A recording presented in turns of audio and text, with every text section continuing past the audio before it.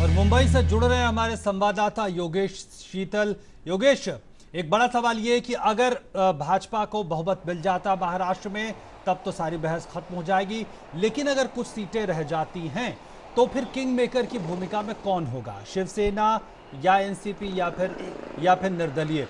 क्या लगता है ये बहस वहां भी चल रही है? अगर चल रही है तो इशारा किस तरफ है?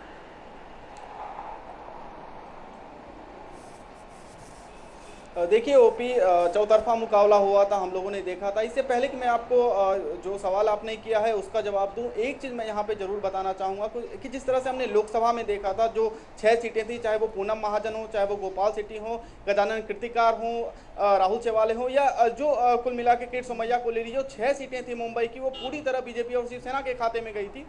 अब ये कहा जा रहा था, नरेंद्र मोदी ने 27 रैलियों को संबोधित किया था महाराष्ट्र में। जब अंतिम रैली उनकी हुई थी बोरीवली में 12 अक्टूबर को जब रैली थी, तो उन्होंने रैली के अंत में बहुत जोरदार अपील की थी मतदाताओं से कि आप बड़ी संख्या में निकलें और अपना मतदान जो आपका जो अधिकार है उसका प्रयोग करें।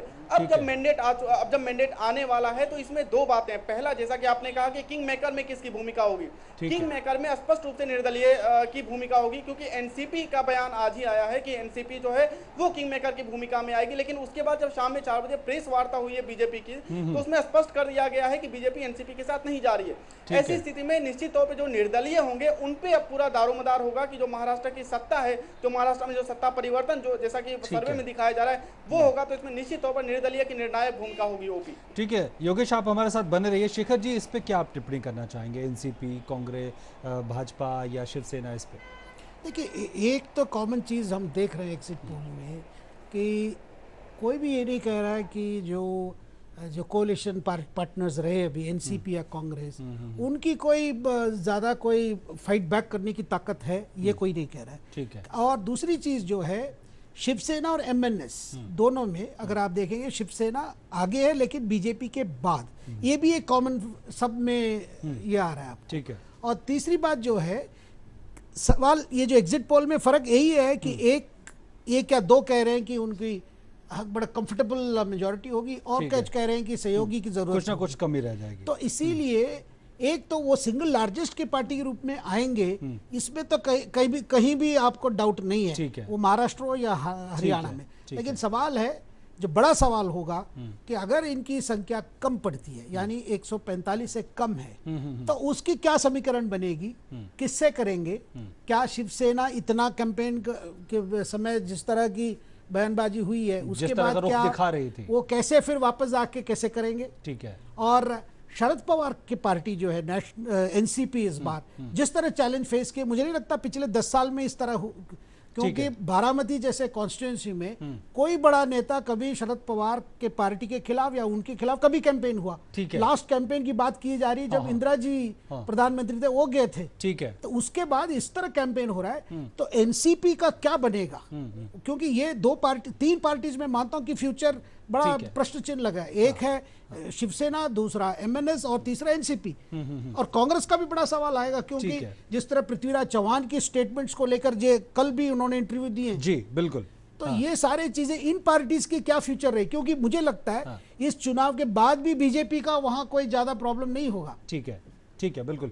योगेश, एक सवाल अगर दूसरे तरीके से पूछे, आपको लगता है कि जिस तरह से भाजपा ने जब शिवसेना पे उसने सीधे तौर पे हमला करने से मना किया था, चुनावी कैंपेन में हमने देखा था एक विंडो कम से कम खुला हुआ था, लेकिन शिवसेना ने ऐसे तमाम विंडो खिड़कियां बंद करने की कोशिश की। क्या लगता है किस तरह के संकेत शिवसेना अब दे रही है?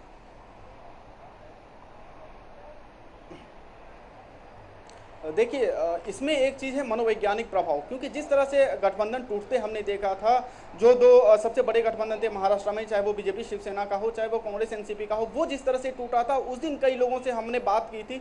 इस गठबंधन का टूटना एक तरह से मनोवैज्ञानिक असर पड़ा था यहाँ के लोगों पर। अलग अलग अगर कंस्टिट्यूएंसी आप ले लें, चाहे नॉर्थ सेंट्रल को ले लें, चाहे साउथ मुंबई को ले लें, तो हर जगह हमने लोगों से बात की थी, मनोवैज्ञानिक प्रभाव पड़ा था। और एक तरह से जिस तरह कहते हैं कि मोह भंग होना, वो हुआ था। लेकिन उसके बाद जिस तरह से बीजेपी आप इसको एक एक राजनीतिक चाल भी कह सकते हैं या आप एक पार्टी की आइडियोलॉजी इसको कह सकते हैं। जिस तरह से बीजेपी ने ये रुख रखा था कि वो सीधे आमने सामने की टक्कर नहीं देगी शिवसेना को, उस तरह की जो बयानबाजी आमतौर पर काउंटर होती है, एक्सचेंज ऑफ वर्ड्स होते हैं, वो नहीं होगा।